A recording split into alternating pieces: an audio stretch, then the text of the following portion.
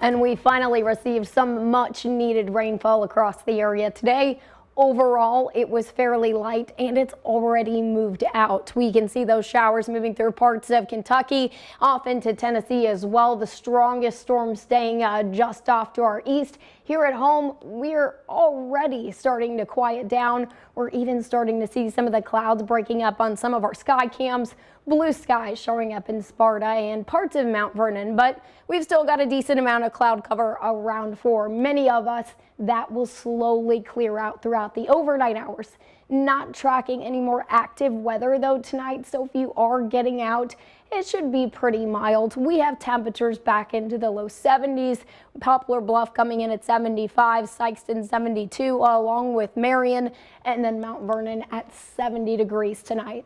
A few light showers could be possible as that cold front finally makes its way through. Really not expecting any more measurable rainfall though. And then as we get into Thursday and Friday, the rain was just not enough to kill some of those drought conditions. So we are still tracking an elevated fire threat through the end of the week. Our next chance for rain doesn't make it in until this weekend. Here's a wide look at what we have going on ahead of that front. We've been tracking those showers and storms. Here's the cold front that's actually starting to make its way through to the region this evening. After that front pushes through, we'll start to see some clear skies coming back. Temperatures will dip into the 40s tomorrow morning, and then as we get into the afternoon, cooler and drier air will settle in. High temperatures for a lot of us only going to be topping out in the 60s. Harrisburg about 67, along with Carbondale, maybe some of our southern counties reaching into the low 70s.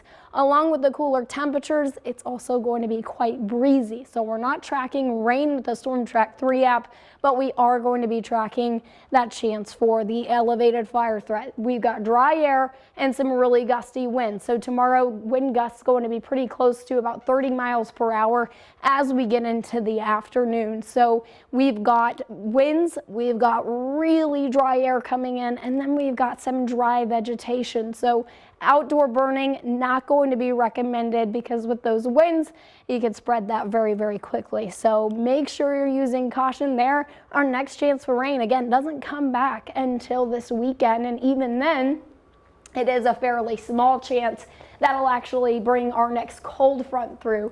So by Sunday, we're back down into the upper 60s, and behind this cold front, we're actually going to be dipping down into the 50s for high temperatures. By next Tuesday, only 54, and we're also tracking our first hard freeze. We're going to be dipping down below freezing likely by the middle of next week. Wow, that is going to be a cold snap. It is, man. I'm not ready for that. No, but it's coming. It is. All right, thank you, JC.